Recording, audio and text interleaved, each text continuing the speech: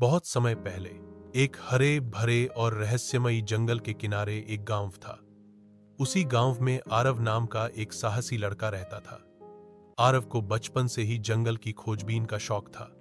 वहीं पास वाले गांव में अनाया नाम की एक चंचल और निडर लड़की रहती थी, जिसे जानवरों और पेड़ों से बहुत लगाव था।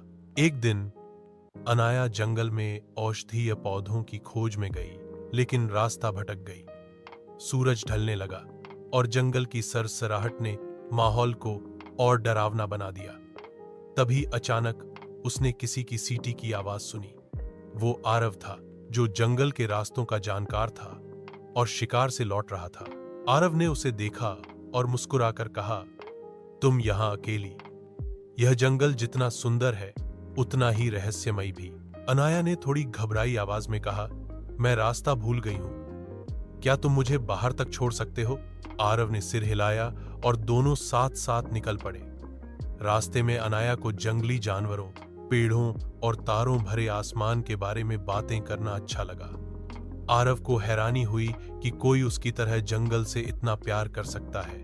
धीरे धीरे उनकी मुलाकातें बढ़ने लगी। कभी आरव उसे पेड़ों पर चढ़ना सिखाता, कभी अनाया उसे जड़ी बूटियों और फूलों के बारे में बताती।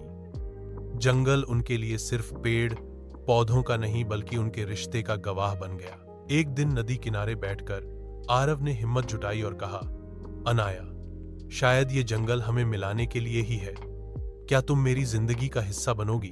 अनाया मुस्कुराई। उसकी आंखों में चमक थी।